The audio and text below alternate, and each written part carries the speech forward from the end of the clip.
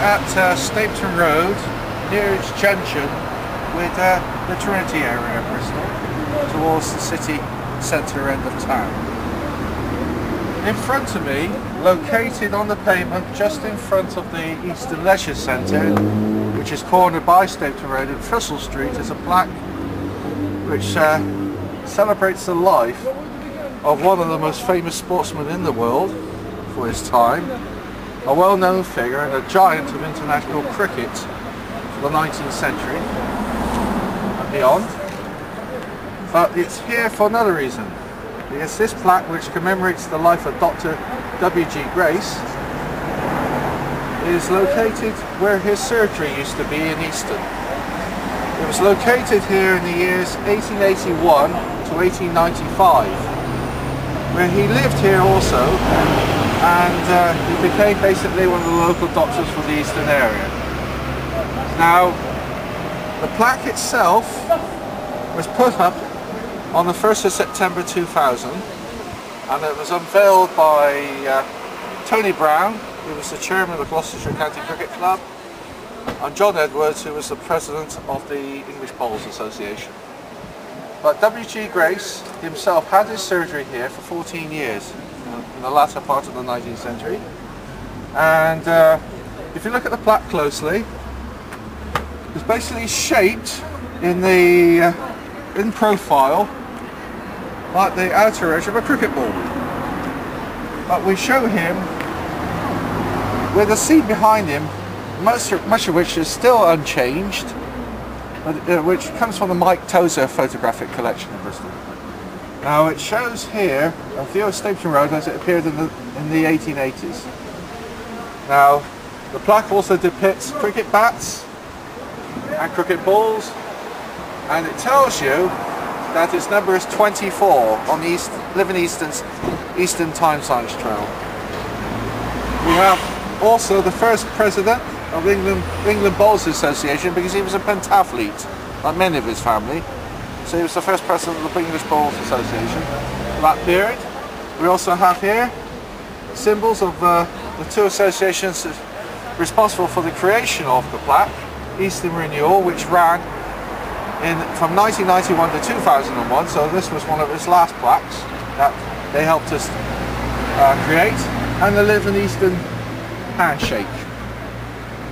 It was created on our behalf by Bristol sculptor Brian Rawlins, and his name is on there somewhere. I have to locate it. What we have here is a view of W. Grace himself with his wife Agnes behind him, and she's a member of the Living Easton Women's History Trail as well. In front of that is a Gladstone bag, named after the famous Liberal Prime Minister of the late part of the 19th century, of which he was contemporary. Now the legend says, with his name, Dr. William Gilbert Grace, MRCS, LRC. Now MRCS is a member of the Royal College of Surgeons, and LRC, if I remember rightly, is locally registered clinician. I may need to check on that. We have on here his birth and death dates. 1848, he was born in Downend, and 1915, he died in London. Apparently he was frightened by the Zeppelins that used to fly over South London during the First World War, during the early part of the First World War. Let's get to the text panel. It says, on an engraved plate, born Downend, Gloucestershire, which is just up the road from here, 2 miles or so, on July the 18th, 1848. He died in London on October the 23rd, 1915. England cricketer and pioneer of international sport, founding president of the English Bowls Association 1903 to 1905. He was appointed the medical officer to Barton Regis Union and public vaccinator in 1879. He trained in London and in Edinburgh. He had his first surgery as Easton doctor and surgeon on this site. From March 1881 to March 1895, the site was formerly known as Thistle House and Cottage, number 57 Stapleton Road. He was a well-known and respected local doctor who cared greatly for the people of Easton and the surrounding area. The site was demolished in the 1970s and the Easton Leisure Centre was opened in 1989, which is 20 years ago. This time sign was provided for the people of Easton by the Easton Renewal Area, 1991 to 2001, itself a historical part of Easton's history, in association with Live in Easton. For further information about the time sign trail, please contact Live in Easton's website. Now, we're very proud of this because this is the only one of the plaques with this additional feature.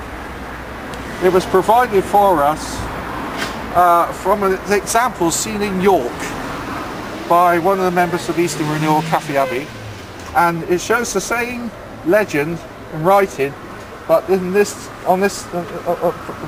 case provided in Braille to give a tactile surface for people to read. So hopefully one day we'll get Braille plaques on all our sites, in addition to those we've got up already. So we're very proud of this plaque, like all the others. Now there are lots of stories about W.G. Grace. He practiced in Bristol as a doctor, but when he moved to London he gave up his practice in 1899.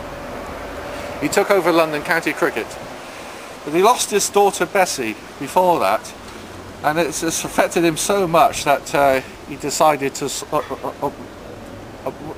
on that occasion along with other reasons, that he was stop practicing medicine full time.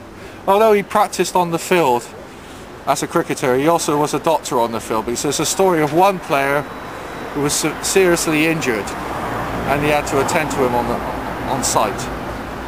He also attended numerous inquests in the East Bristol area, amongst them the colliery disaster at the Easton Pit, details of which we talked about on that site a few weeks ago. Now, there's all sorts of stories about W.G. Grace, many of them legend, many of them myth perhaps, many of them fact-based. He was a tall man, he was over 6 foot tall. You can see him on the mural, the marvellous mural done by Bill Gilding on Stapleton Road Station, playing cricket. But the stories include him visiting his patients in all sorts of weather. In the 1888 floods, he commandeered the boat nearby because the River Froom burst its banks and completely covered the Stapleton Road area where we are now. In 1895, he was forced to leave this site, details of which you can hardly see, but there were buildings behind these bushes, which is now occupied by this car park where his surgery was located. There are stories of him still practicing in Easton. He would come down from Bottom and then later Victoria, Swearing, Clifton, where he later resided. But going back to his time in Easton, he was here for 14 years, and he was only forced to leave the Easton area when he had problems with a new landlord. He spent much of his time playing in international cricket. Many of them were overseas fixtures, for example the Australia tours and so on, and he was very much a man of our time in the 20th century.